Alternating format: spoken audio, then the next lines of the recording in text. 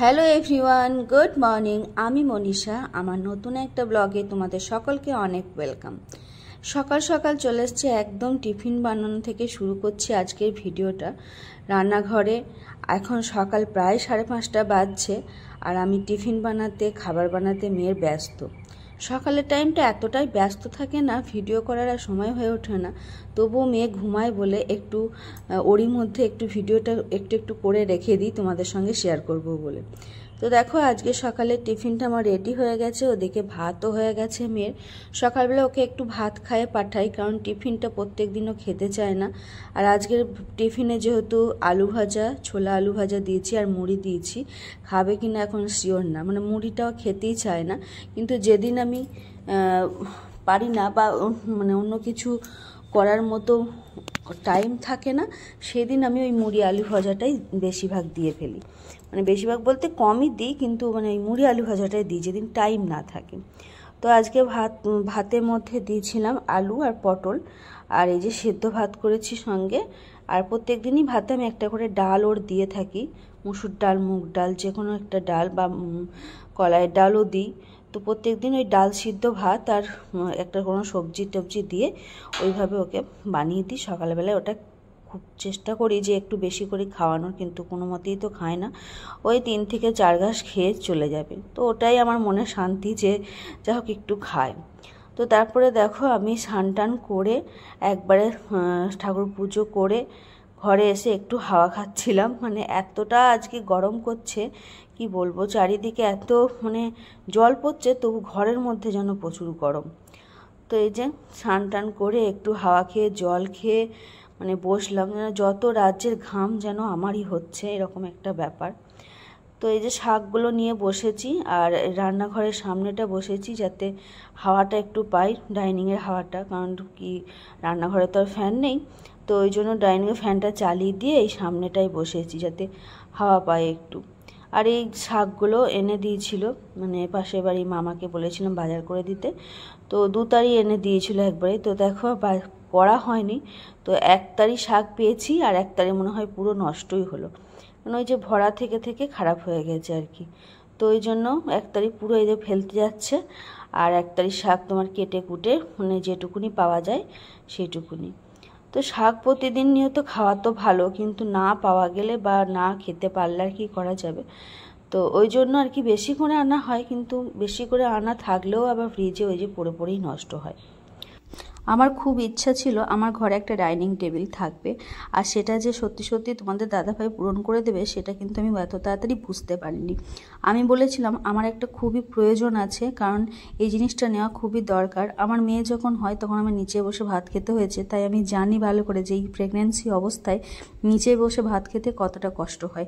আর যেহেতু আমার এবারে একদম বেবি নিচের দিকে আছে, তাহলে ডাক্তার এমনিতেই আমায় বলেছিল বেশি ঝুঁকি না করতে, মানে ঝুঁকে কাজ করা বা কোনো কিছু ঝোঁকে তোলা, এই জিনিসগুলো না করতে। তো তার জন্য আমি ওই বলেছিলাম যে রাতে একটা ডাইনিং টেবিল নেওয়া যায়। তো তোমাদের দাদাভাই খুব তাড়াতাড়ি জিনিসটা এনে ফেলবে সেটা আমি বুঝতে পারিনি। মে মাসের দিকে যখন বাড়ি এসেছিলো তখন কিন্তু ডাইনিং টেবিলটা অর্ডার দিয়ে গেছিলো। ওরা বলেছিল 1 মাসের মধ্যে দিয়ে দেবে, কিন্তু 1 মাসের মধ্যে আর হয়ে ওঠেনি, যেহেতু এত পরিমাণ বৃষ্টি হচ্ছে এদিকে। তো বৃষ্টির চক্করে ওরা জিনিসটা তৈরি করতে পারেনি। আর যে কোনো জিনিস দেখবে করতে গেলে একটু টাইম ওরা নেবেই, বলবে হয়তো 1 মাস বা 15 দিনে হয়ে যাবে, কিন্তু সেটা ওই দেখতে দেখতে ঘরে 2 মাস তো লেগেই যায়। তো যাই হোক, জিনিসটা করার হয়ে গেছে।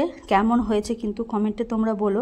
এটা 4 সিটের ডাইনিং টেবিল, এই যে 4টে নিয়েছি আমরা, পরে কিন্তু এক্সট্রা 2টো করানোও যাবে, দুদিকে 2টো চেয়ার এক্সট্রা করানো যাবে, কিন্তু এই মুহূর্তে এখন আর করিনি। আর নিচেটায় যে এরকম টাইপের ইস্যু, তো স্কুল থেকে বাড়ি এসে বসে পড়েছে ডাইনিং টেবিলে। ওকে যেই বলেছি ঘরে একটা নতুন জিনিস এসেছে, ও বুঝিয়েই গেছে যে ডাইনিং টেবিলের কথাই মা বলছে। কেন কি এটা আসার কথা কিছুদিন ধরেই চলছে, কিন্তু আর মানে আসছিল আর না, কমপ্লিট আর হচ্ছে না ওটা আর কি। আমাদের এখানেই যেহেতু সামনে কাছেই একটা দোকান থেকে করিয়েছে, তো যাওয়ার পথে আমরা প্রায় দিন বলতাম কি গো হয়েছে, ডাইনিং টেবিলটা কবে দেবে, আমরা কি ভাত আদৌ খেতে পাবো নাকি খাবো না। তো এই ধরনের মজা করতাম ওদের সঙ্গে। তো ওই জন্য ওরা বলতো না তোমাদের ফাইনালি তোমাদের ডাইনিং টেবিল চলে এসছে, বা যত খুশি বসে ভাত খাও। তো সেই জন্য ইস্যু তো বলছে মা আজকে আমি কিন্তু ডাইনিং টেবিলে বসেই ভাত খাবো। স্কুল থেকে বাড়ি এসেই আমি বলছি যে আগে মোছামুছি করবো, তবে তো না, ডাইনিং টেবিলে বসেই আজ থেকেই ভাত খাওয়া শুরু করব। তো দেখো এই যে এসে বসে পড়েছে, এখনও জামা প্যান্ট ছাড়েনি, স্নান টান করেনি, ডাইনিং টেবিলে ভাত খাওয়ার জন্য। আর ওপরে কাঁচটা দেখো ফল ফুল এই ধরনের যে কাঁচগুলো হয়, তো ওই ধরনের কাঁচগুলো আমি প্রথমে নেবো ভেবেছিলাম, কিন্তু তারপরে দেখলাম যে ডাইনিং টেবিলের ওপরে তো আমাকে কভার পাততেই হবে, তাহলে তো কাঁচটা দেখা যাবে না না, তো ওই জন্য প্লেন কাঁচই নিয়েছি। আজকে দুপুরে দেখো খাওয়ার যে রান্নাবান্না হয়েছিল ছাতু দিয়ে, মানে ওই যে মাশরুম দিয়ে একটু আলু দিয়ে পেঁয়াজ দিয়ে একটু ভাজা ভাজা করেছি, ঢ্যাঁড়স ভাজা, সঙ্গে ছিল মাছ দিয়ে ফুলকপি দিয়ে বড়ি দিয়ে একটা ঝোল। তো এই ছিল আজকে দুপুরের রান্না। তো যেহেতু নতুন জিনিস তাই দাগ লেগে যাওয়ার ভয়ে নিচে একটা কাগজ পেতে দিয়েছি। জানি এটা হয়তো 2-1 দিনের ব্যাপার, তারপরে তো টেবিল ক্লথ পাততেই হবে, কিন্তু মানে নতুন জিনিস না, একটু ওর মানে কদরটা একটু আলাদাই হয় আর কি। তো ওই জন্য আর কি ওপরে এই কাগজ পেতে তার উপরে আমরা আজকে খাওয়া দাওয়াটা আস্তে আস্তে ধীরে ধীরে ঘরের জিনিসপত্রগুলো একটু একটু করছি। এদিকে অনেকের কিন্তু হিংসাও হয় যে ঘরের এসব জিনিস করছি, কিন্তু বিশ্বাস করো এতটা পরিশ্রম যদি তোমাদের দাদাভাই না করতো, এত কষ্ট না করতো, তাহলে হয়তো এই জিনিসগুলো ঘরে আসতোই না। তো পরিশ্রমের ফল কখনোই বৃথা যায় না, সে যাই হোক না কেন। ফালতু ইনকামের যাদের আছে তাদের তো যা বললেই চলে আসে, কিন্তু আমাদের যেহেতু পরিশ্রম করে টাকা ইনকাম করতে হয়, তাই একটু জিনিসগুলো করতে টাইম লাগে। এসেছে ওর আজকে যে ভিডিওটা হয়তো আজকে যদি আমি পোস্ট নাও করতে পারি, কালকে করব। আর ওর কালকেই হলো মানে 13ই আগস্ট হলো ওর জন্মদিন। তো ওটা বলে দিলাম তোমাদেরকে এই ভিডিওতে। এবার ওই ভিডিওগুলো ধীরে ধীরে পরে পরে আসবে, সব একবারে আমি পারছি না এডিট করতে। তো বার্থডের ভিডিওগুলো তোমাদের সঙ্গে পরে থেকেই শেয়ার করব। আর এই যে দেখো আরও কিছু পার্সেল এসছে, সেগুলো বার করলাম। এই যে এটা হলো ইডলি বানানোর একটা স্ট্যান্ড, যেটা আমি অর্ডার করেছি। খুব কদিন ধরে ইডলি খাওয়ার খুব ইচ্ছা হচ্ছিল, মানে কি বলবো, ফোনেতে মানে যে জিনিসটাই দেখছি এখন মনে হচ্ছে ওটাই খাবো আর কি। তো ওর পাপাদের ওখানে ইউনিটের ওখানে মানে ইডলি বানাচ্ছে, মানে 2 দিন শুনলাম যে ইডলি ব্রেকফাস্ট হচ্ছে, তো যেন আমারও শুনে শুনে খেতে মন হচ্ছিল। তো ভিডিও দেখছিলাম যে কিভাবে বানায় না বানায়, তো দেখলাম এরকম স্ট্যান্ড ব্যবহার করেছে ওরা, বা বাটি ব্যবহার করছে। তাহলে ঠিক আছে, তাহলে একটা স্ট্যান্ড অর্ডার দেওয়া যায়, দেখা যাক কেমন হয়। তো ভালোই এসছে এটা, মানে বেশ শক্তপোক্ত আর ভালোই এসছে। তো জিনিসটা দেখতে তো ভালো লাগছে, জানি না ঠিকঠাক আমি করে উঠতে পারবো কিনা বা হবে কিনা। তো এই একটা নিয়েছি, আর তারপরে আর একটা অর্ডার দিয়েছি, মানে অনেকগুলো অর্ডার দিয়েছিলাম মানে জিনিস, এবার একটা একটা করে আসছে আর কি, সব একসঙ্গে আসছে না। তো এই যে আরেকটা অর্ডার দিয়েছি, এই যে দেখো খুলছি, এটা হলো মোমো বানানোর যে ইয়েগুলো হয় না, মোমো মেকার আর কি, মানে ওই যে পুরটা মানে পুরটা ভরে যেটার মধ্যে, মানে ওই লুচির মতো যেটা বানায় ওইটা আর কি।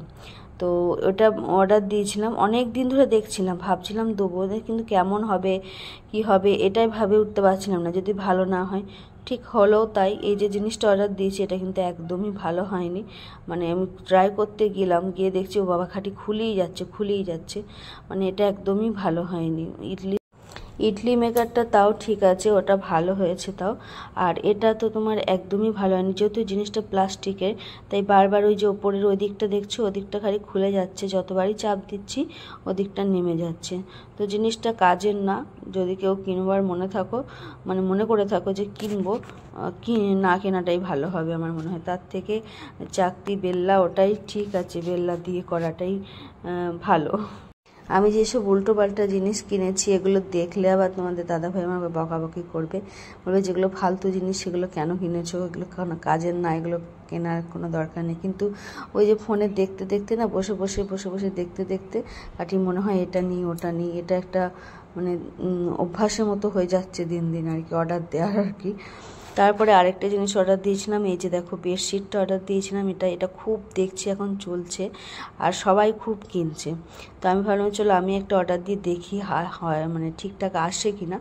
তো এই জন্য একটা অর্ডার দিয়ে দেখলাম, এই যে এটা খুব ভালো এসেছে, 400 কত টাকা দাম নিয়েছে, মানে 500 টাকার মধ্যে আর কি।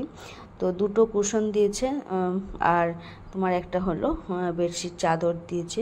আর এটা না মানে একদম প্লেন সুতির যে চাদরগুলো হয় সেরকমটা না, মানে একটু মোটা টাইপের জিনিসটা, আর খুব সফট আর কি, মানে কটনের মতনই বলবো কিন্তু এই সিল্ক টাইপের একটু, আর প্রচণ্ড সফট, খুব মানে কাপড়টাও ভালো, মানে খুব আরাম আর কি, শুয়ে এরকম মানে হবে মনে হচ্ছে আমার। যেটা আমি এখনও বিছানায় পেতে এখনও দেখিনি জিনিসটা ঠিকঠাক বিছানায় আসছে কিনা বেডের মধ্যে। তো যাই হোক, এখন পাতবো, পরে পেতে দেখবো যে কেমন হচ্ছে। আর এখানে আমার মা এসেছে, তো আজকে আমার ওই হেলথ সেন্টারে যাওয়ার কথা ছিল, তো ওই জন্য মা এসেছে। তো আমি বললাম যে পরে যাব, মানে পরে যাব বলতে হেলথ সেন্টার থেকেই আর কি আমাকে মানা করে দিল, কারণ যে ম্যাডাম আছে ম্যাডাম আর কি আজকে নাকি আসবে না, তো তার জন্যে আজকে আর যাওয়া হচ্ছে না। তো মাকে বললাম আজকে এসেই যখন পড়েছো থাকো, রাত্রিবেলায় খেয়ে দিয়ে সকালবেলা উঠে বাড়ি যাবে। তো ওই জন্যে মাকে রেখে দিলাম, মা এখানে বসে আছে নিচে, আর মায়ের সঙ্গে বসে বসে আমি গল্প করছি আর এই জিনিসগুলো খুলে খুলে দেখাচ্ছি মাকে। বাইরের দিকে বৃষ্টি পড়ছিল, বিকেল থেকে বৃষ্টি হচ্ছে, সন্ধে পর্যন্ত এখনও বৃষ্টি পড়ছিল। তো ভাবলাম কি খাবো, মনটা খুব ছুকছুক করছিল। তো অনেক দিন হয়ে গেল ঘরেতে একটু তেঁতুল নিয়ে এসেছিলাম, আর এই যে পাঁপড়গুলো নিয়ে এসেছিলাম যে ফুচকা বানিয়ে খাবো বলে ঘরে। আর বৃষ্টি পড়ছে, শুধু বাইরে যাওয়া যাবে না, সন্ধ্যেবেলা তো এখন সন্ধ্যে হয়ে গেছে আর যাওয়াই যাবে না, কিন্তু বাইরের ফুচকাটা খেতে অতটা ইচ্ছা হচ্ছিল না, বানানোর খুব মন হচ্ছিল যে ঘরেতে বানিয়ে খাবো। তো তার জন্য দেখো ঘরের মধ্যেই ফুচকার পাঁপড়গুলো ভেজে নিয়েছি।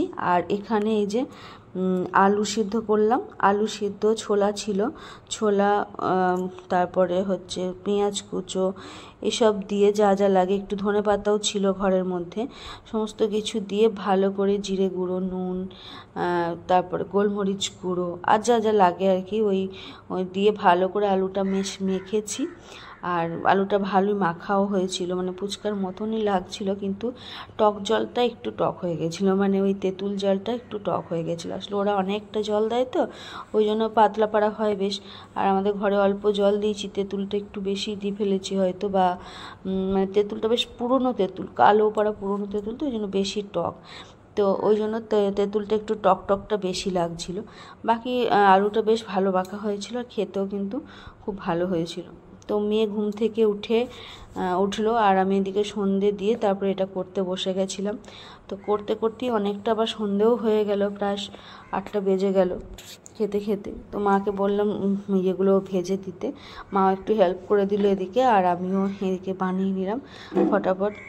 তো যেটা খেতে মন হচ্ছে এখন, মানে চেষ্টা করছি ঘরে বানিয়ে খাওয়ার, কারণ এই টাইমে বাইরে খাওয়াটা একবারই উচিত নয়, আর ঘরে বানাতে গেলে একটু তো কষ্ট হয়ে যায়, কিন্তু তবুও চলো, মেয়ের ইচ্ছাতেও অনেক কিছু বানানো হয়, ও যেটা খেতে চায় সেটা বানাই হয়তো, আর আমি যেটা খেতে চাই সেটাও হয়তো বানানো হয়ে যায়।